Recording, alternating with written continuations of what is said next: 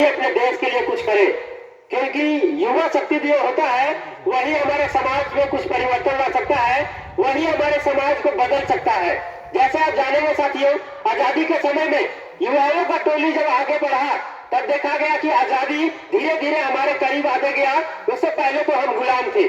चंद्रशेखर आजाद जब गलियों में निकलते थे तो युवाओं को कहते थे कि युवा साथी चलो हमारे साथ, हम सभी मिल करके इस देश को आजाद करेंगे और हम सभी गुलाम देश में रहना पसंद नहीं करते हैं। उनके साथ साथ भगत सिंह भी चले।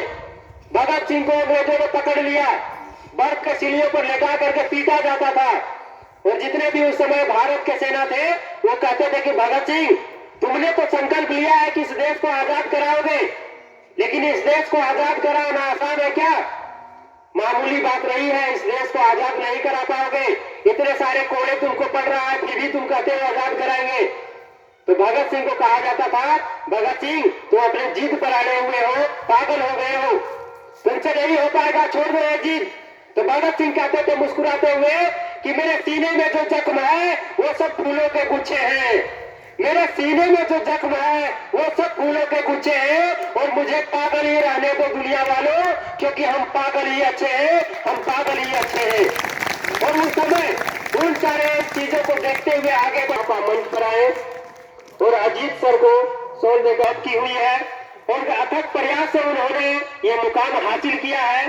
तो हम सभी उनको सुनने का आज जो हमारा इच्छा है उसको हम लोग अभी थोड़े ही दूर में दूर करेंगे। उससे पहले बस यही कहना चाहेंगे कि हमारे समाज में देखा जाता है तो नारियों का जो स्थान है आजकल वो किसी से कम नहीं है।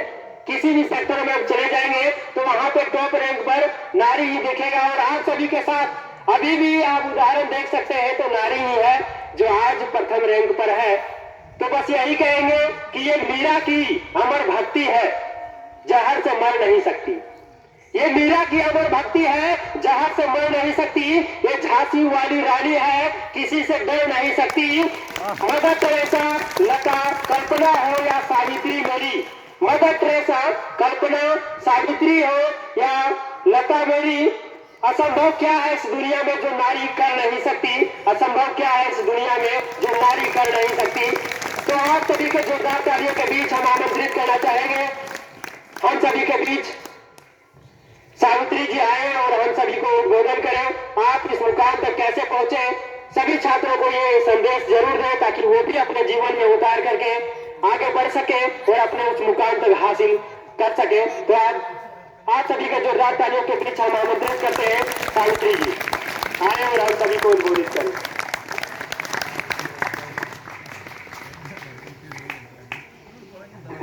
यहाँ उपस्थित सभी महाशय, अजीत सर, प्रेम सर, सुरेश भैया, आई थिंक मुझे बहुत अच्छा लगा यहाँ आकर। बहुत अच्छा, मतलब कि आपका जो मैं सुन पाई मुझे लगा कि इट वॉज अमेजिंग, बहुत अच्छा था। सो यहाँ पे उपस्थित बाकी सभी छात्रगण, मैं यहाँ पे भाषण तो प्रिपेयर करके नहीं लाई हूँ कि मैं जैसे सुरेश सर इतने अच्छे से जैसे सुरेश सर यहाँ पे इतने अच्छे से बताए, मैं थोड़ा सा कुछ नहीं प्रिपेयर करके आई हूँ। तो आई गेस मैं चाहती हूँ कि एक टू वे हो, मतलब आप मुझसे क्वेश्चन पूछे और मैं उसका आंसर देने का कोशिश करूँ और ये kind of like two way conversation process, जैसे आप लोग अपने मम्मी पापा से बात करते होंगे, दोस्त से बात करते होंगे। तो मैं चाहती हूँ कि ये जो पूरा जो कन्वर्सेशन है ये ऐसे ही हो जिसमें आप बहुत सारे क्वेश्चन मुझसे पूछे और मैं कोशिश करूंगी कि मेरी परीक्षा की तैयारी के दौरान मुझे क्या प्रॉब्लम्स आए या मैं किस तरीके से तैयारी की, मैं इसका आंसर देना चाहूँगी। और अगर आज के समारोह के बाद अगर किसी भी एक आदमी, किसी भी एक छात्र का अगर जीवन परिवर्तन होता है, कोई अच्छी मुकाम पर चले जाते हैं, तो मेरे लिए बहुत बड़ी गर्व की बात होगी।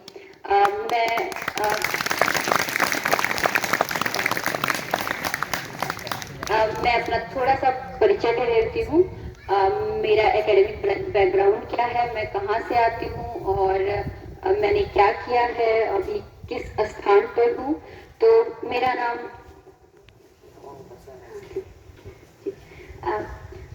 सावित्री कुमारी है। मैं बोकारो जिले से बिलोंग करती हूँ। पेट्रोवार के बगल में मेरा घर है। मेरी प्राथमिक शिक्षा वही मध्य विद्यालय दांतू से कंप्लीट हुई।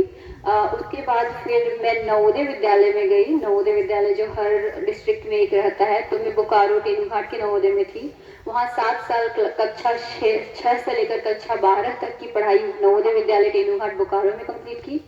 उसके बाद मुझे अपने बैचलर्स को पढ़ने के लिए मुझे एक बाहर जाने का मौका मिला। मैं बांग्लादेश में थी। वहाँ पे एक वेमेन ओनली यूनिवर्सिटी था, एशियन यूनिवर्सिटी फॉर वेमेन। तो वहाँ पे मैं 4 साल की अपनी बैचलर्स की डिग्री कंप्लीट की। मेरा सब्जेक्ट इन्वायरमेंटल साइंस था, पर्यावरण विज्ञान, जो आप लोग अभी सब बहुत अच्छे से पढ़ रहे होंगे कि हमारा पर्यावरण बहुत खतरे में है और हम सबको अपने मतलब कि कंट्रीब्यूट करना चाहिए ताकि हम लोग प्रोटेक्ट कर सके अपने पर्यावरण को। तो उसको लेकर पढ़ाई की। उसके बाद फिर वहाँ पे 1 साल की टीचिंग असिस्टेंट का जॉब भी किया उसी यूनिवर्सिटी में। और फिर मैं यूनिवर्सिटी ऑफ ऑक्सफोर्ड जो इंग्लैंड में अवस्थित है, तो वहाँ पर मैं मास्टर्स के लिए गई थी।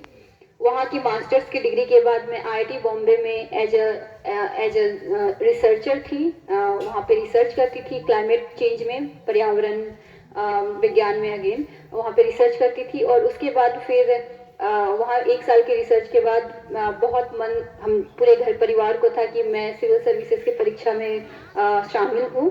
तो अभी मैं 2 साल के प्रिपरेशन के बाद में मुझे जेपीएससी में प्रथम स्थान प्राप्त हुआ।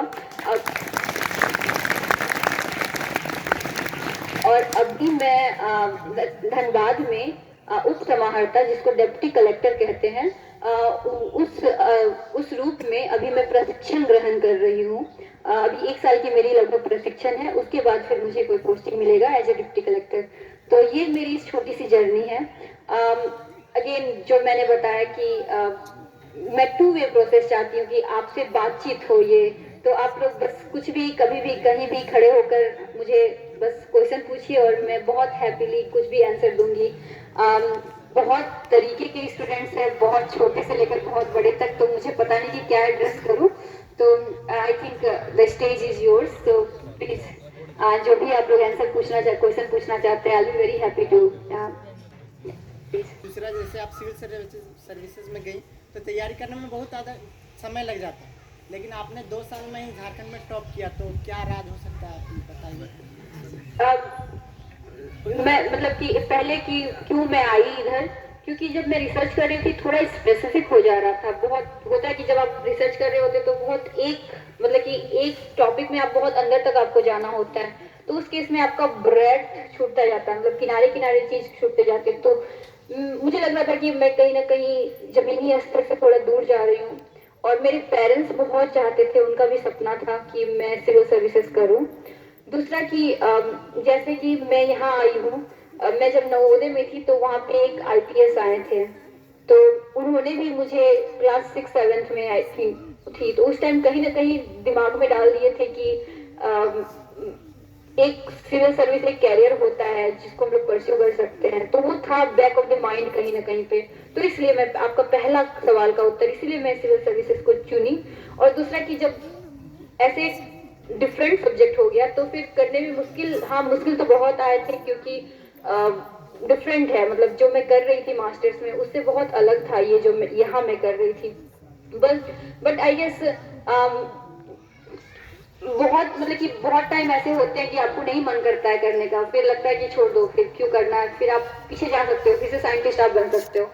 तो उस केस में बस मैं ये कहती थी कि मेरा मन में ये था कि अगर मैं अभी छोड़ दूं तो मेरा जो 1 साल है वो बर्बाद हो जाएगा। मतलब उसको मैं कहीं जस्टिफाई नहीं कर पाऊंगी अपनी लाइफ में कि वो 1 साल गया कहाँ, किस चीज को गया, अगर मैं यहाँ से कोई आउटकम नहीं आया, यहाँ से कोई रिजल्ट नहीं आया। तो 1 साल लगभग बर्बाद समझा जाएगा।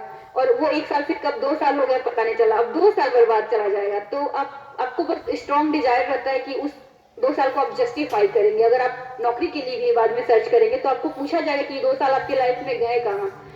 तो वो चीज मुझे कहीं ना कहीं पुश करता था कि पढ़ लो, क्योंकि उसको जस्टिफाई करना, वो 2 साल जो आपने बनाए हैं उसको जस्टिफाई बहुत इजी नहीं होता है।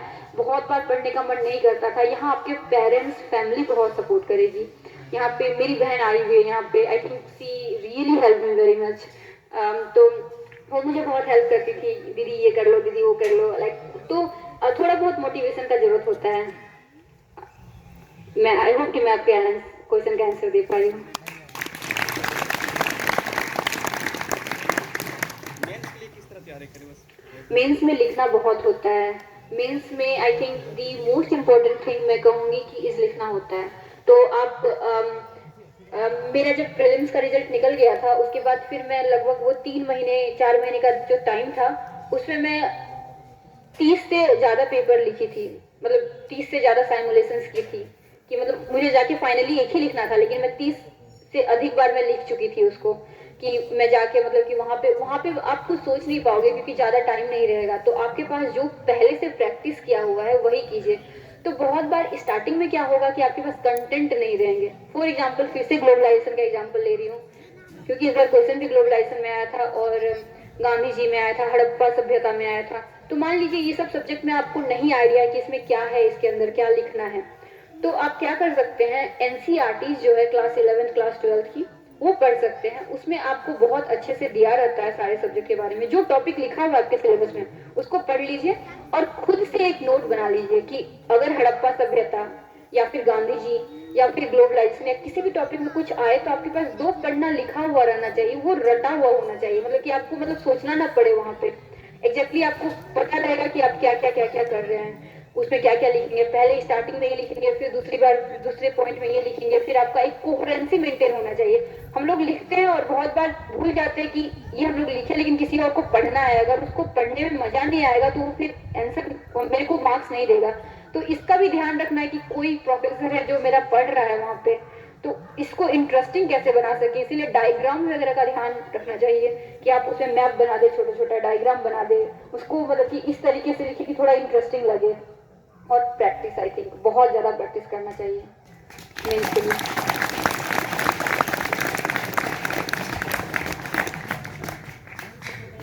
धन्यवाद कि आप यहाँ आए। Thank you so much. मेरा सवाल ये है कि तैयारी के दौरान या जो भी चीज़ हो रहे हो तो इसमें मेडिटेशन क्या रोल निभा सकता है या है जरूरी या नहीं?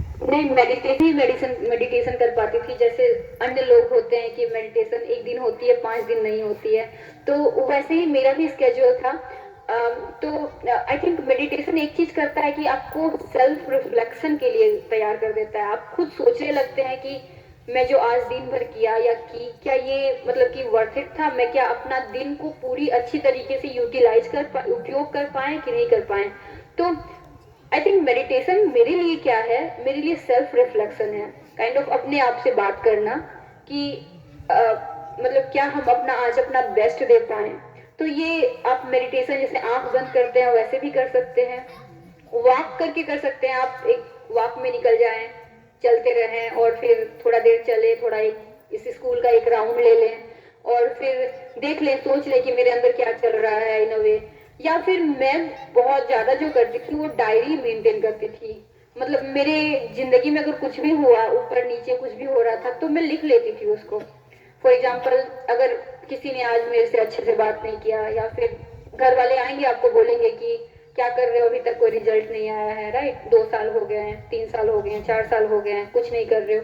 तो अगर आपको कुछ भी चीज में वैसे मतलब कि फर्क पड़ता है, बुरा लगता है, तो आई थिंक मेडिटेशन वो भी हो सकता है कि आप एक लिख लें और फिर एक तरीके से अपने आप को रिफ्लेक्ट करें कि मैं कहाँ गलत जा रहा हूँ, गलत जा रही हूँ। आप मॉक टेस्ट दे रहे हैं, आपने बताया